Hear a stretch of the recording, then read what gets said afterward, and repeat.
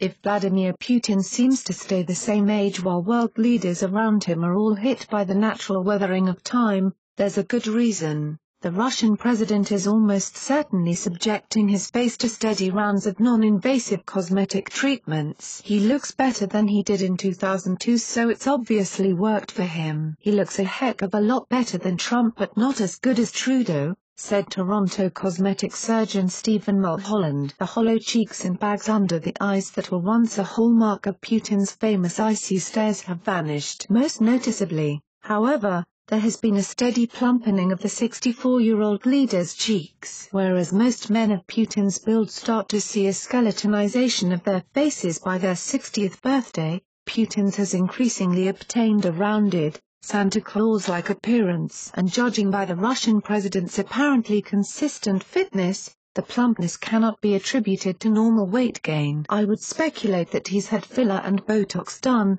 and this is evident by smoothness around his forehead and the crow's feet around his eyes and volume along the cheeks, said Philip Solomon, a Toronto facial cosmetic surgeon. Mulholland suspects that Putin's procedures likely fall into three categories: injectable skin fillers, Botox and laser skin resurfacing. Artificial fillers or fat grafts would fill in sagging areas below the eyes and on the cheeks. Botox injections would smooth out wrinkles, and treatments for the fractional CO2 laser would tighten what cosmetic professionals refer to as creepy skin around his eyes. The procedures likely started out small with a few injections, although Mulholland said the Russian president appears to have undergone a major set of treatments between 2012 and 2014, a period just before the Sochi Olympics, and just as Putin was divorcing his wife, Lyudmila. Moscow's a big market for this now, so he probably would have had it locally, said Mulholland. When Putin first assumed the Russian presidency in 2000,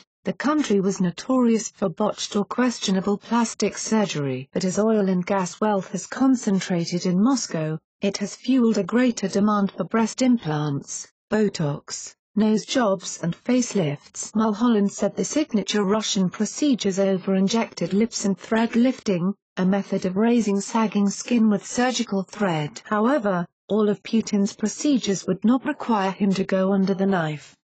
The procedures are all administered with injections or surface abrasion, which means the recovery time would be as little as a week. Although, in a pinch, any bruising or puffiness could be covered up with makeup or sunglasses. The procedures also require steady maintenance. Putin would need to be returning for additional injections about twice a year. The Kremlin has persistently denied rumors that Putin is undergoing cosmetic surgery, although some curious signs have emerged that the president may indeed be visiting the beauty doctor. In 2010, news cameras captured Putin with mysterious bruising under his eye. In 2015, the Russian leader mysteriously went off the radar for 10 days. Even without medical assistance, Putin has a leg up on anti-aging. The Russian leader is persistently in good physical condition, and he was prematurely grey and balding, which gave him a head start on the usual signs of a man entering his golden years. But Solomon said that if Putin is indeed getting work done,